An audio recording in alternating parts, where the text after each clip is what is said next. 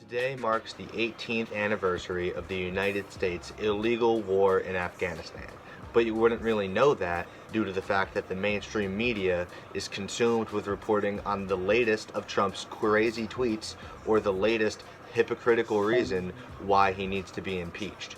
As the mainstream media inundates the public with talk of impeachment, Donald Trump is using this cover to continue the bipartisan consensus we have in America on endless war. Mainstream media on both sides of the aisle in recent days have decried Trump's decision to pull our troops out of northern Syria to make way for the Turkish military to go in and invade.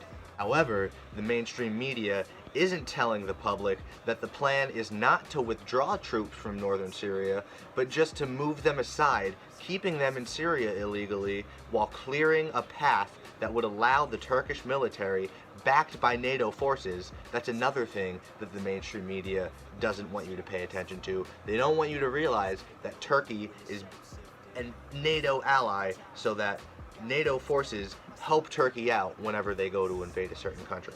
So they're backed by NATO forces and they're going to invade Kurdish area of northern Syria. The mainstream media is choosing to keep the topic of conversation concerning this operation about ISIS prisoners in northern Syria, but the reality on the ground is that the Kurdish military is seeking to go in, invade northern Syria, and ethnically cleanse the Kurdish people. The Kurdish people have led our fight against ISIS on the ground in northern Syria.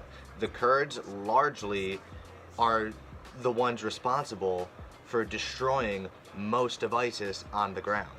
And they have only been able to survive due to US support since 2011. The Kurds have been able to survive due to US assistance, but now that Trump's foreign policy seems to be subject to the business interests of the Trump organization, he seems to be favoring Turkey against the Kurds.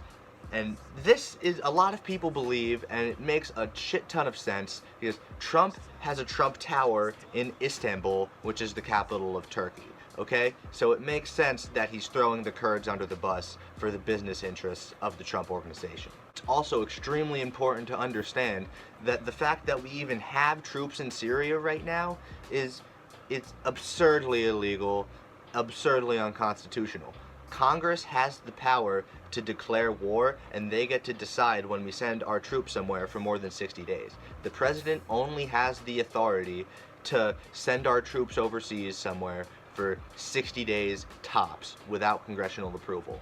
Our troops have been in Syria since at least 2011 without any congressional approval. Now, while I want to keep a structure in place in Syria to protect the Kurdish people, but I also want to respect international law and the law of the United States, which states that America cannot have troops somewhere without congressional approval for more than 60 days. So we're in a sticky situation here where a lot of people on the left want protection for the Kurds, but we also want to abide by international law. Which leads me to my next point. The US needs to draw itself back militarily, but we need to stay involved in the world as a force for diplomacy. The Kurds are a people without a home in the Middle East. They've led our fight against ISIS in northern Syria, and now we're leaving them unprotected and vulnerable to genocide.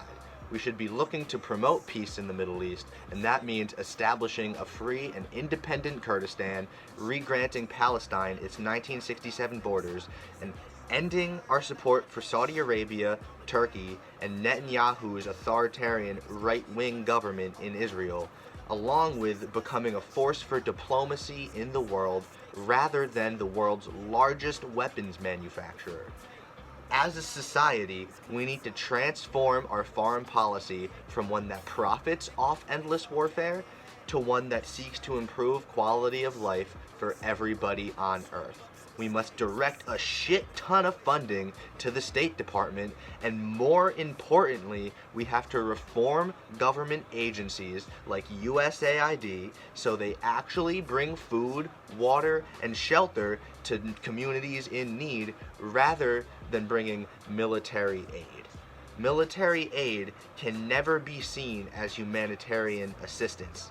Poverty, disease, and malnutrition cannot be bombed away.